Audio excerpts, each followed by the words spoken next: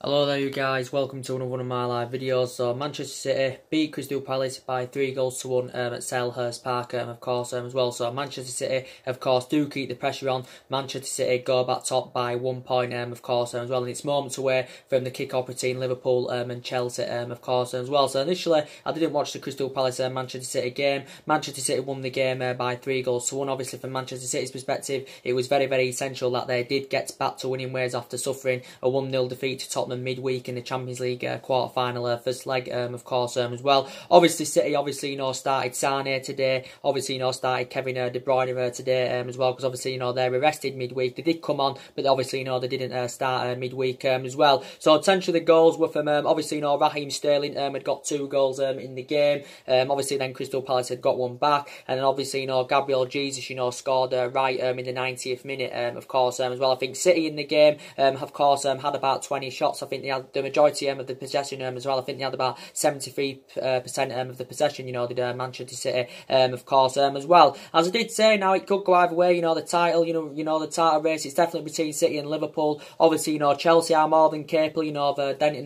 Liverpool's title hopes of course, because potentially most recently, Chelsea of course have been in a good run of form. Of course, they've won the last 4 games of Chelsea in all competitions as well. So potentially, as I did say, now City winning this game today, of course, obviously will give them confidence, going into the second leg against Tottenham at the Etihad in the Champions League second leg, in the Champions League quarter-final second leg at the Etihad. And City obviously more than capable of turning that 1-goal deficit round against Tottenham. Obviously, Tottenham have been in good form themselves lately though. Tottenham obviously have played 3 matches at their new in their new stadium. It's right majestic as well. They've won 3 out of 3 of Tottenham there. They haven't conceded a goal there yet. Obviously, Tottenham winning comfortably against Huddersfield yesterday by 4-0. Obviously, Lucas Moura getting a hat-trick for Tottenham as well. But Tottenham have won 3 out of 3 at their new stadium, and haven't yet conceded a goal. So obviously, Tottenham are obviously fighting for the top 4, of course. But Tottenham have got a 1-goal lead. Have got a 1-goal lead, to take to the Etihad. And Manchester City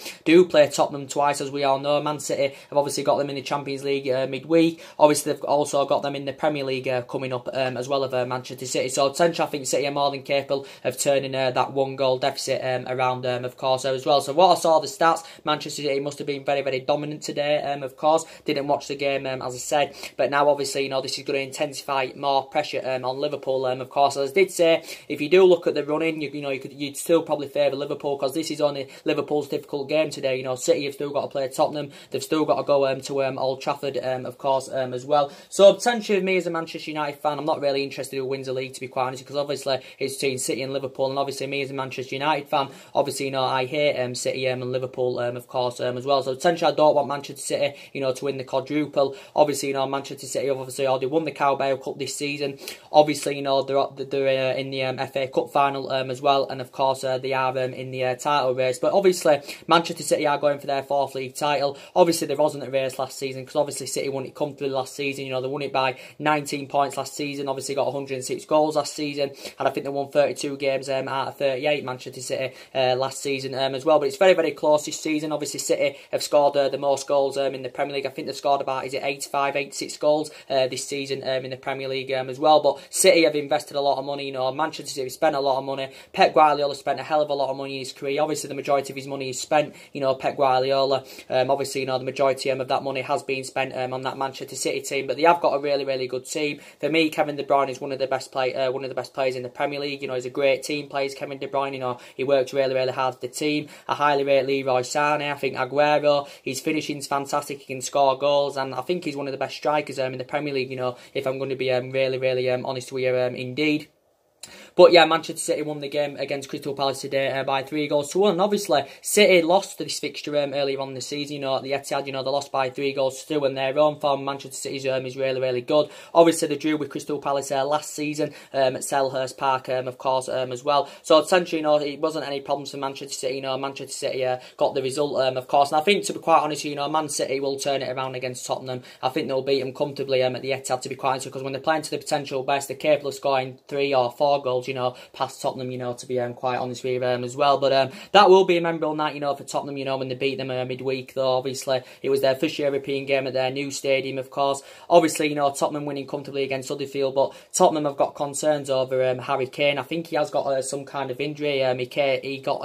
He came off through injury midweek, did Harry Kane. Obviously, Tottenham not as clinical or ruthless in attack, you know, without Harry Kane, but Tottenham obviously have still got other, you know, good players in their squad. I like Heung-min Son, he's a good player. You know, Christian Eriksen's really good for them. I highly rate Dele Alli. You know, Lucas Moura's a pretty decent player as well. You know, Dele Alli, as I said. Who else have they got? You know, what's his name? Moussa Dembele as well. So Tottenham have got a pretty decent squad, but they do need more investment in their squad this summer, of course, as well. You know, they were Tottenham, you know, to be quite honest with you. Oh, can happen in the Champions League, but I think City at home, you know, can definitely, you know, turn that 1-goal deficit around there as well. So obviously now all eyes are on Liverpool, you know, to be quite honest with you, know, from Manchester City perspective, obviously, you know, Liverpool, this is going to be a difficult game for them today against Chelsea. They're going to find it very, very difficult indeed. But Liverpool are unbeaten. Liverpool are actually unbeaten in their last 37 league games at Anfield. Of course, look statistically, Liverpool have got a really, really bad record against Chelsea. As I did mention in my preview, you know, Liverpool haven't won any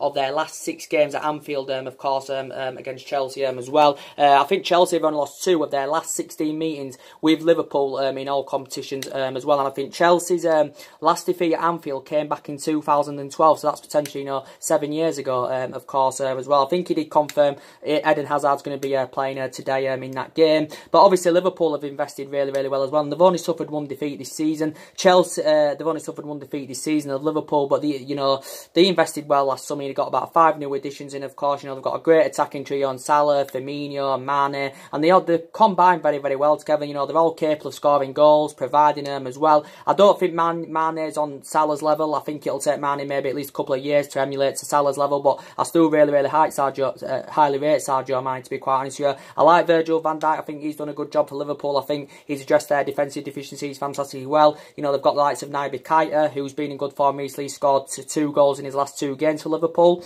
because obviously he scored his first goal for the club against Southampton the other week, of course, as well. So Liverpool, Chelsea, you know, could go either way. You know, Chelsea have got good players. You know, Liverpool have got good players. Liverpool going for the league. You know, Liverpool haven't won it for nearly 3 decades, obviously.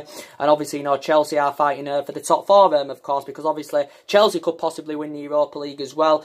Chelsea could win the Europa League because obviously midweek against Slavia Prague, you know, obviously Maurizio Sarri had made 7 changes, of course, and I think Chelsea could win the Europa League. So obviously Chelsea want Champions League football for next season, so that's either they get top 4 or, of course, win the Europa League. Don't know if Chelsea's transfer ban's going to be delayed or not. Obviously, you know, they've appealed against the decision of Chelsea, so obviously they want to make an investment this summer. Chelsea, you know, obviously if that transfer ban, you know, does get delayed, but if it doesn't, obviously they can't do any transfer activity for the next 2 windows, of course, as well. But obviously, from Jurgen Klopp's perspective, obviously, you know, Jurgen Klopp's perspective, obviously, you know, he wants that Premier League title. Hasn't got a great pedigree himself in terms of like winning any major honours, because he did win a couple of titles at Borussia Dortmund, but he hasn't won out yet at Liverpool, of course, as well. You know, Jurgen Klopp, and he's been there, you know, quite a few years now. And you know, out of Liverpool, Manchester City, you know, I'd still favour Liverpool when you look at the running, as I said. But in terms of the experience, you know, obviously Manchester City have obviously got the experience. You know, they've already won 3 of City. Liverpool haven't won any. So in that aspect, you could maybe some people will probably still say, you know, Manchester City, to be quite honest with you. But it depends what happens, you know, now in this Liverpool-Chelsea game. Of course, I think that could be decisive who